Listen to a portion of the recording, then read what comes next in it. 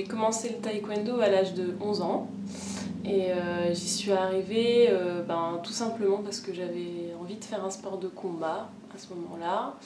Je suis allée voir mes parents, j'ai envie de faire un sport de combat, un art martial, attention, parce qu'il y a quand même une différence. Je voulais faire un art martial et j'avais fait 2 ans de judo plus jeune mais j'avais pas accroché et je voulais faire un sport pied-point, percussion.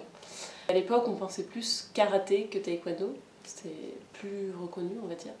Et du coup, ma mère s'est renseignée dans ma ville s'il y avait un club de karaté. Et on lui a dit qu'il n'y avait pas de club de karaté, mais par contre il y avait du taekwondo et que ça ressemblait beaucoup au karaté. Voilà, donc elle m'a demandé si je voulais essayer. Et j'ai essayé et j'ai de suite accroché, dès le premier cours. Je pense que j'avais des facilités. Et j'ai eu un premier entraîneur aussi très pédagogue et qui croyait beaucoup en moi. Donc ça a facilité les choses aussi pour après accéder, je pense, au plus haut niveau. Je suis double championne d'Europe, j'ai fait médaille de bronze au championnat du monde, j'ai été 2 fois remplaçante aux Jeux Olympiques à Londres en 2012 et à Rio en 2016. Et puis j'ai été, 5 ou 6 fois championne de France senior élite.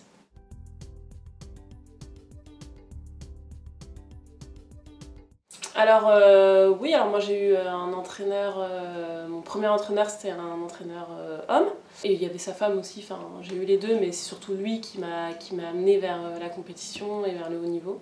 Et ça s'est très très bien passé, ça a été un mentor pour moi. Et voilà, une relation entraîneur-entraîné qui est restée très saine, je pense que c'est important aussi.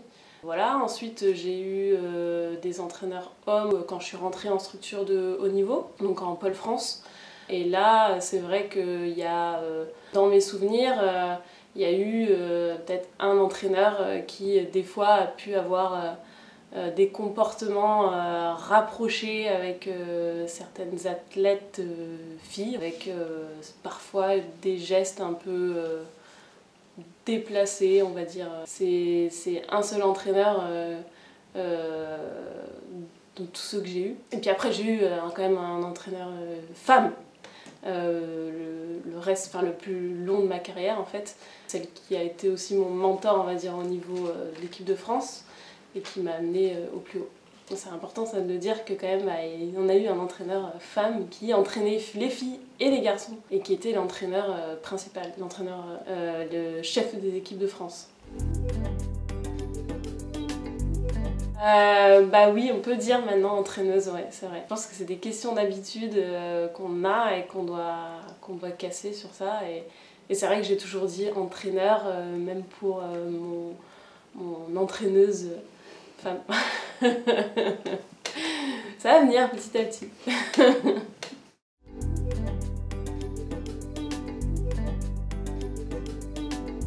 Alors dans le taekwondo, il n'y a pas de différence, tout simplement parce qu'on n'est pas considéré comme des professionnels. Aucun. Ensuite on a des contrats d'image ou alors des contrats avec certaines structures de l'État qui permettent justement aux petits sports, donc ça c'est en général, que ce soit hommes et femmes, d'avoir un contrat avec l'une des structures et d'être comme détaché à 100% pour pouvoir faire notre sport.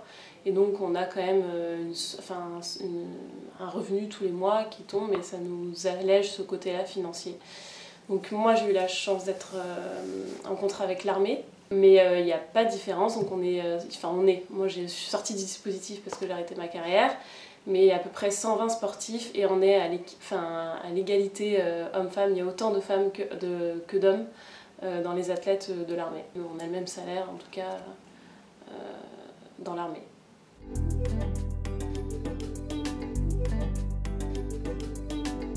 Une Iranienne qui du coup a quitté dans l'équipe d'Iran, qui a fait médaille de bronze aux Jeux Olympiques et qui est partie récemment, qui s'est expatriée du coup aux Pays-Bas, qui a quitté son pays. Je pense que c'est un choix difficile de quitter son pays natal. Nous, on a les mêmes traitements hommes et femmes en France au niveau du taekwondo. C'est même plutôt les femmes qui ramènent les médailles, donc ils sont plus sur le devant de la scène. Et en Iran, c'est vrai que c'est, je pense, très différent, c'est l'équipe masculine qui est mise en avant. On voit beaucoup plus l'équipe masculine en compétition à l'international que l'équipe féminine. Tout simplement parce que c'est beaucoup plus dur pour les femmes de quitter leur pays. Et on est allé, nous, 2 fois en Iran, volontairement, parce qu'en fait, le seul moyen de pouvoir rencontrer les Iraniennes, de combattre contre elles, en fait, c'est de se déplacer sur place, parce qu'à l'époque, elles ne sortaient vraiment pas beaucoup. Après, pour l'histoire de cette Iranienne, il y a ces raisons-là aussi de manque de liberté. Je pense qu'on lui a aussi demandé, comme elle a été mise sur le devant de la scène de par sa médaille, on lui a quand même demandé de dire des choses, je pense, peut-être le gouvernement, la fédération, de dire des choses qu'elle ne pensait pas vraiment. Et c'est d'où cette rébellion un peu, de se dire j'ai envie d'être libre et j'ai envie de m'exprimer, d'exprimer sa pensée, ses idées. En tout cas, c'est ce que j'ai compris et pourquoi elle quittait son pays.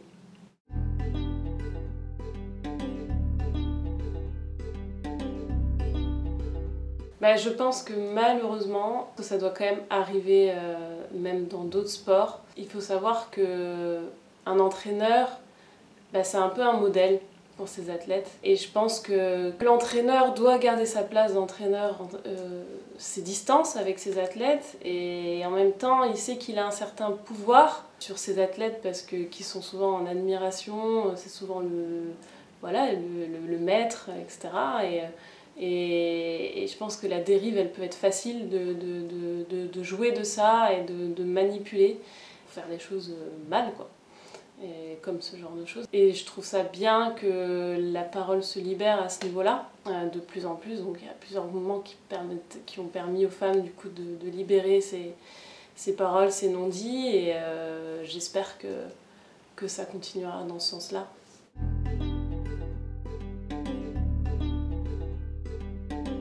Alors j'ai arrêté en novembre 2018 et maintenant je suis dans le montage de projets, je suis dans le domaine de l'agriculture urbaine, périurbaine.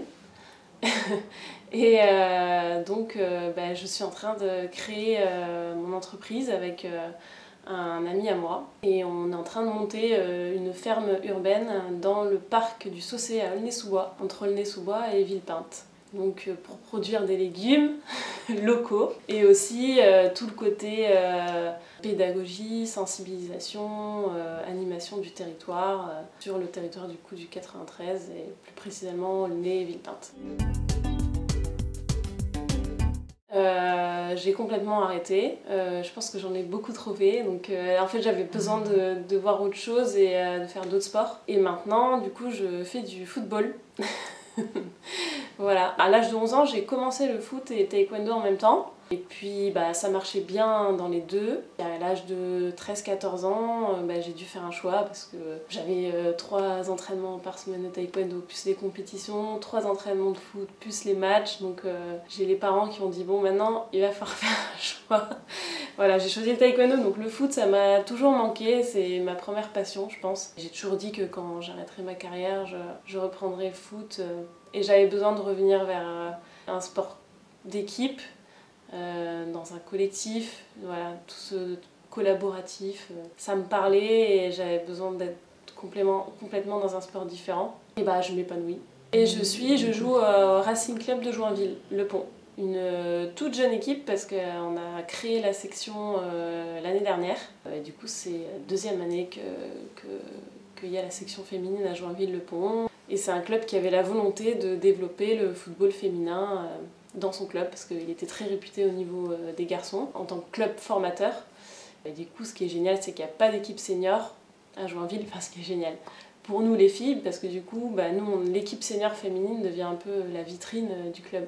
Et je trouve ça bien aussi qu'il y ait des clubs qui prennent les initiatives de continuer à développer des sports à la base plutôt pratiqués par les hommes et de mettre en avant, dans ce cas-là, le football féminin.